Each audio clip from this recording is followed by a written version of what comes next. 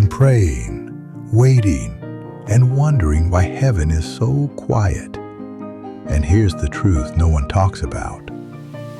When God is silent, He's not ignoring you.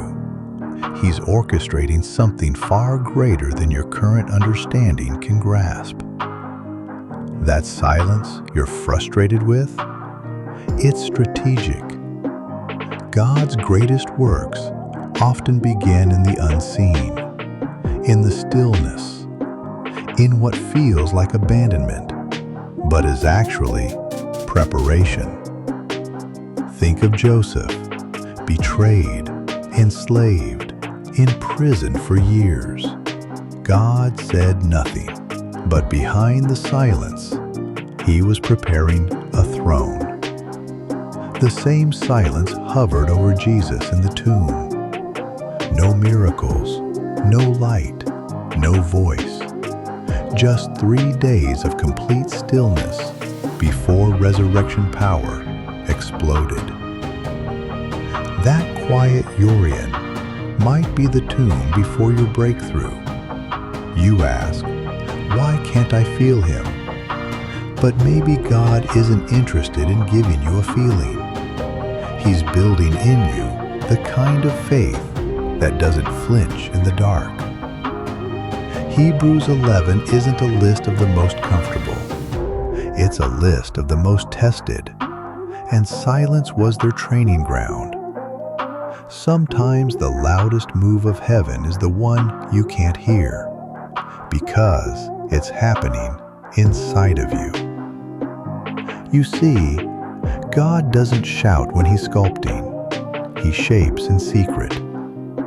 And if you're always chasing noise, affirmation, or signs, you'll miss the beauty of what He's birthing in the quiet.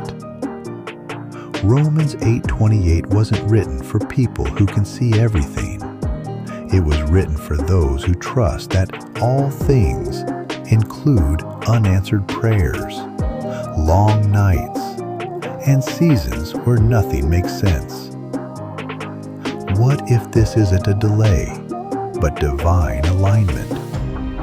What if the thing you're calling stuck is actually sacred stillness before divine shift?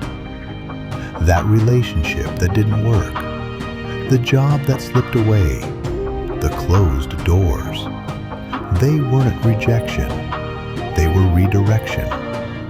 God doesn't waste His silence.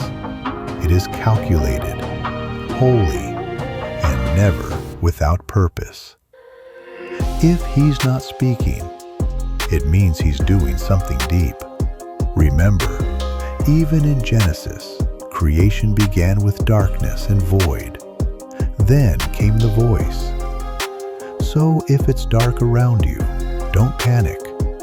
Light often follows the silence. And here's something few admit.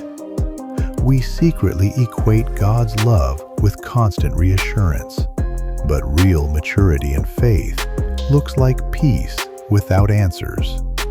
Isaiah 30:15 says, "In quietness and trust is your strength." Yet we trade that strength for anxiety, control, and panic. But God isn't moved by our panic. He moves in His time, and His time is always right. This is your warning and your comfort. Don't confuse God's quietness with His absence. He hides to refine, not to abandon. If you're in a silent season, you are likely standing on the edge of something sacred. The enemy wants you to believe that God has gone cold, but the truth is He's closer than ever, training you to hear beyond noise, to trust without proof, to wait like David in the cave, like Moses on the mountain, like Mary at the tomb. So don't rush the silence. Lean into it. Listen with your soul, not your ears. Because when God finally speaks after a season of silence, it doesn't just change your situation, it changes you. The question is not whether he's preparing something big. The real question is, will you be ready when it arrives?